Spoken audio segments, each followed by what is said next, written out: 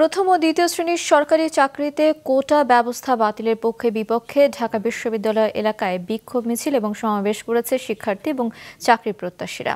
কোটা বাতিলের দাবিতে সড়ক অবরোধ করে বিক্ষোভ করেছে বিভিন্ন বিশ্ববিদ্যালয়ের শিক্ষার্থীরা। কোটা ব্যবস্থা পুনর্বহালের দাবিতে মুক্তিযুদ্ধ মঞ্চ, মুক্তিযোদ্ধা সংসদ, সন্তান কমান্ড কেন্দ্রীয় সংসদের ব্যানারে ঢাকা বিশ্ববিদ্যালয়ের বিক্ষোভ মিছিল করে শিক্ষার্থী ও চাকরির প্রত্যাশীরা। এর আগে জাতীয় জাদুঘরের সামনে বিক্ষোভ সমাবেশ করে তারা।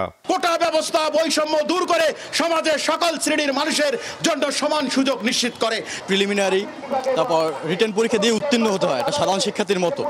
তারপর ভাইবা তারপর কোঠা সিলেক্ট হয়। ব্যাপারটা আপিল বিভাগে কোঠার যে এটা রাইডার বহাল রাখার জন্য আজকের এই আন্দোলন।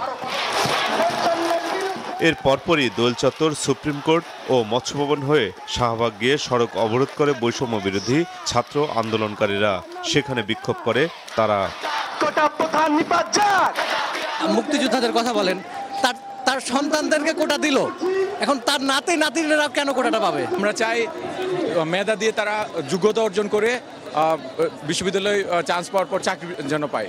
সরকার যখন আমাদের এই দেশে বৈষম্যটাকে দূর করে 18 পরিপত্রটাকে পুনর্বহাল করবে, তখন আমরা এই রাজপথ ছাড়বো। এর আগে আমরা রাজপথ ছাড়ছি না।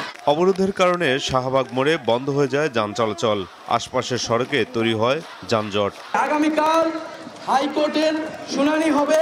সেই শুনানিটি আমাদের পক্ষে, শিক্ষার্থীদের পক্ষে, মেধাভিত্তিক একটি প্রশাসনের পক্ষেই যাতে রায়টি হয়। এদিকে একই দাবিতে দুপুরে চট্টগ্রাম রাঙামাটি মহাসড়ক অবরোধ করে চট্টগ্রাম বিশ্ববিদ্যালয়ের শিক্ষার্থীরা। ময়মনসিংহে রেলপথ অবরোধ করে বিক্ষোভ করেছে বাংলাদেশ কৃষি বিশ্ববিদ্যালয়ের শিক্ষার্থীরা।